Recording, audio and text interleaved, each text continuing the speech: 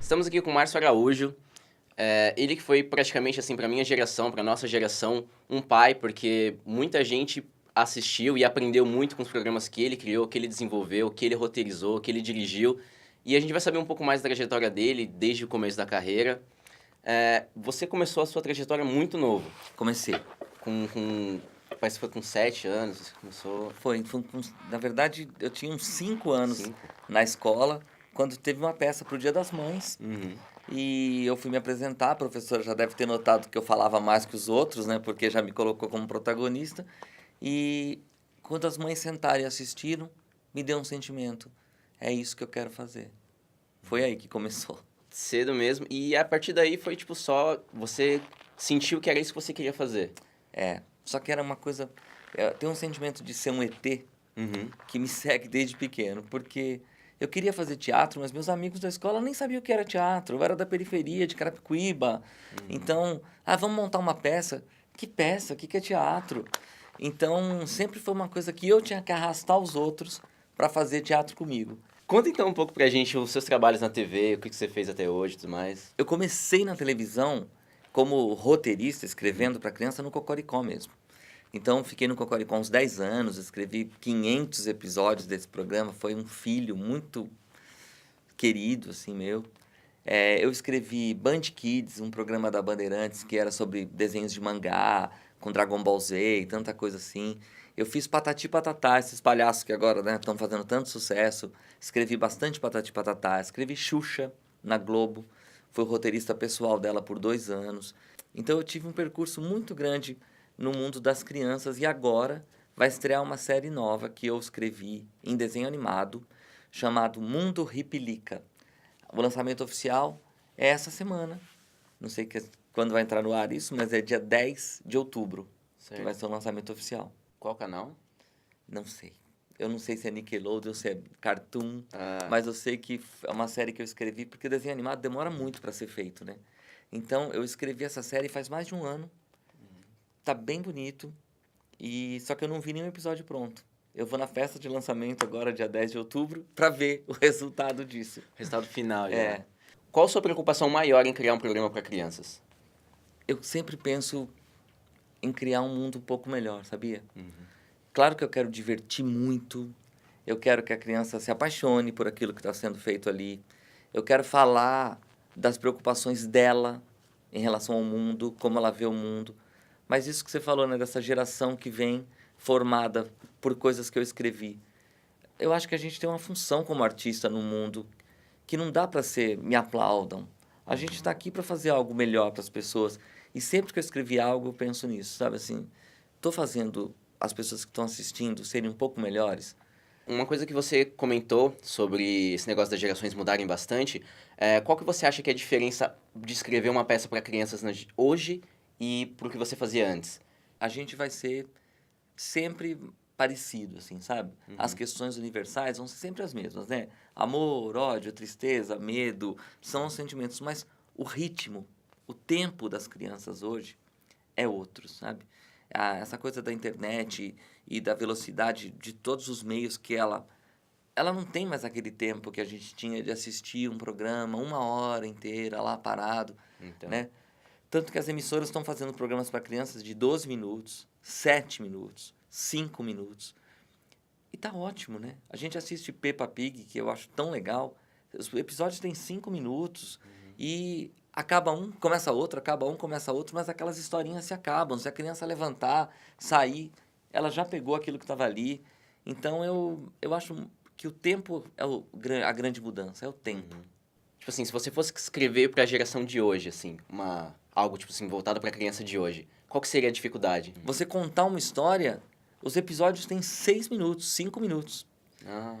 Então, você vai contar uma história, ter que pegar a criança, emocionar, fazer ela passar por uma emoção. Porque quando você escreve uma história, não importa o tamanho que ela tenha, você tem que fazer a pessoa que está assistindo se reconhecer naquela emoção, se envolver naquela emoção, transformar aquela emoção e sair dali com outro sentimento, né? Tem uma frase que eu li num livro sobre roteiro que era assim: uma boa história faz você sair com o sentimento de que você viveu uma aventura completa, que não está faltando nada para te transformar dentro de você. Só que você tem um filme de 2 horas para fazer isso e tem um episódio de 5 minutos, Então, é muito diferente. é realmente complicado. Porque é toda essa ideia que, pelo menos quando a gente aprende esse negócio de roteiro, a jornada do herói, que aí, putz, tem todo um momento dele sair do mundo, desse momento de virada, dele ter a zona de conforto dele, mudar, passar por toda essa trajetória e no final tem uma lição de moral. Que é assim, a gente tem 2 estruturas para escrever qualquer coisa. A estrutura do conto, que é mundo comum, entra no mundo especial, você leva ele para um ápice, ele aprende, recompensa, acaba. Essa é a estrutura do conto. A estrutura da jornada do herói completa, ela tem 2 viradas dessa. Você tem mundo comum, entra no mundo especial, aliados, inimigos, chega num ápice, ele é testado, aí ele recomeça o caminho de volta, né? Que vocês aprenderam aí, acho que, né? Sim. Na escola. Aí você tem uma segunda virada para você testar o herói. Ele realmente aprendeu aquilo? Então vamos lá, vamos dar a volta de novo e ele vai chegar no final com a recompensa e você fala, agora sim ele aprendeu. Na televisão, a gente normalmente usa a estrutura do conto, que é essa primeira, que você mostra o mundo comum, ele entra no mundo especial, tem o problema, resolve e acaba. E eu também já escrevi contos com a estrutura da jornada completa, que é, eu acho que essa história precisa das 2 viradas para a gente entender que esse personagem aprendeu o que ele tinha que aprender. Entendi. Vou dar um exemplo. Uhum. Então eu fiz uma história que um menino, ele é uma história chamada Ícaro, de um livro meu chamado Figurinha Carimbada. Ele quer ser um artista, ele quer ser ator na historinha. Ele tem 10 anos e toda a história dele ele quer ser príncipe. E aí ele começa a fazer essa história na classe dele e tal. Quando ele entrega para a professora uma adaptação de um conto do Príncipe Feliz que ele quer fazer e ele está super feliz, ele sofre um acidente e fica cego. Aí você chegou num ápice, pum, ele está cego. A história dele, por uma estrutura de conto, acabaria aí. Só que agora eu começo uma segunda jornada dele. Ele não quer mais ir para a escola, ele começa a frequentar uma escola de cegos que ele tem que aprender braille, ele se fecha dentro de casa, e aí ele começa a se adaptar e ver o mundo por outras formas, tateando, ouvindo, até que ele começa a reencontrar os amigos de escola, e os amigos falam, vamos fazer teatro. E ele vai, cego. Então, eu precisei de 2 arcos para você entender o Ícaro se transformando como criança e vendo que não é porque ele não tinha mais a visão que ele não ia continuar uma criança feliz fazendo o que gostava, fazendo teatro. Mas eu precisei desses 2 arcos para criar essa história, entende? Você escreve bastante pra criança. Como é escrever pra criança? Se colocar no mundo dela, se colocar no universo da criança, se colocar na posição dela para escrever. É a mágica de escrever para criança e é o mais difícil. Eu trabalhei com vários roteiristas já que escrevem o adulto olhando para a criança. Uma vez eu me lembro de um trabalho que estava fazendo, onde um escritor, um roteirista, fez uma história sobre carros de corrida e a competição entre 2 pilotos. E a história era muito adolescente e ele estava defendendo a história, né? Não, mas a história é boa. Aí eu disse para ele, por que você, ao invés de pôr os pilotos, não põe os carrinhos discutindo isso? Aí ele, carro fala? A hora que ele falou isso, eu falei, esse cara não escreve para criança, né? Porque, claro que fala, né? Afinal de contas, a gente está falando com criança. Então, eu acho que o grande segredo é você olhar o problema da criança, que aos seus olhos parece desse tamanho, do mesmo jeito que você olha o seu problema, que para outras pessoas pode parecer desse tamanho. Tem um livro muito interessante que chama Quando Eu Voltar a Ser Criança. E é uma ficção de um cara adulto que está quase dormindo e chega uma fadinha no nariz dele e fala, faz um pedido. E ele está achando que, não, eu estou sonhando, isso não está acontecendo. Só que na hora que ela está indo embora, que ele não faz o pedido, ele fala, eu quero voltar a ser criança. Isso é o início do livro, não estou dando spoiler, não.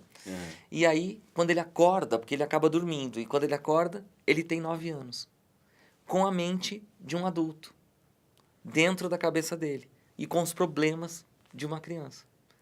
Da escola, do cara que que tá praticando bullying com ele, ele não sabe como lidar. Aí ele vai indo para casa, ele encontra um cachorro perdido na rua e ele fica com dó do cachorro, mas ele não pode levar porque a mãe não vai aceitar o cachorro em casa.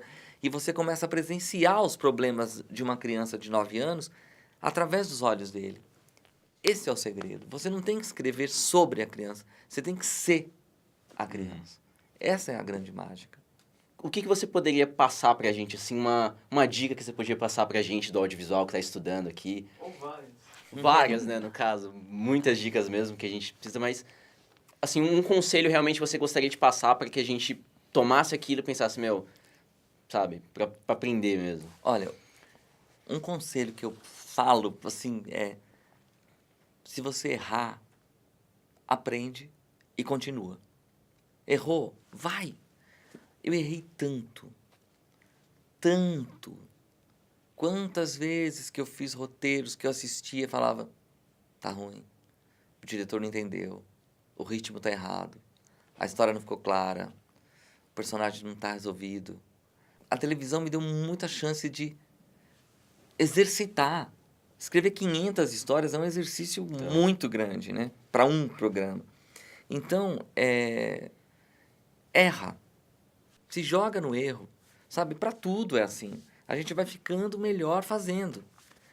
E a segunda dica que eu dou é confia no que você tem de único, de individual.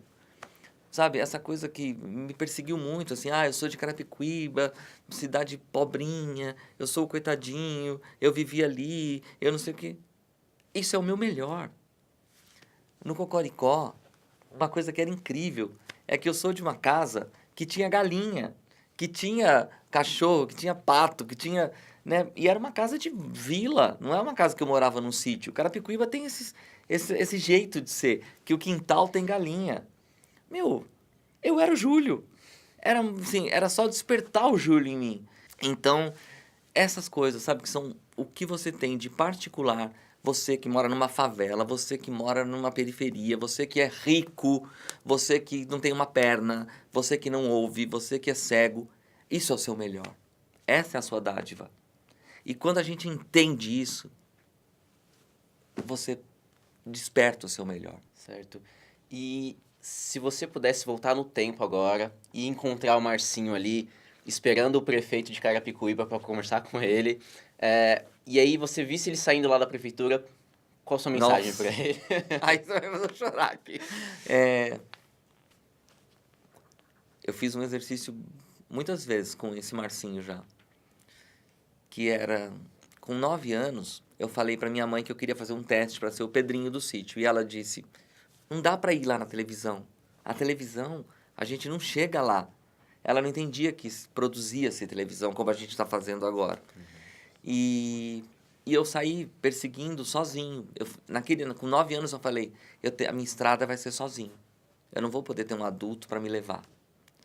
E uma coisa que depois dos 40 eu pude entender, e fiz várias vezes isso, eu parava meditando e imaginava o Marcinho, com 9 anos, chegando em mim. E eu abraçava. E dizia, tá tudo bem. Você não tá mais sozinho. A sua estrada não tá mais sozinha. Porque eu, adulto, tô aqui para te abraçar. E para te levar onde você quiser. E acho que esse é o caminho da gente, assim, sabe? A gente entender que as pessoas deram para você o que elas puderam te dar. E o que não puderam te dar, você pode se dar. Você vai aprendendo com a vida e vai criando estruturas emocionais que você pode ser o seu próprio herói. Você não precisa ficar esperando do outro. É hora de você abraçar a sua criança e falar, vamos, tá tudo bem. Certo. Muito obrigado, Márcio. Eu que agradeço a todo mundo, viu?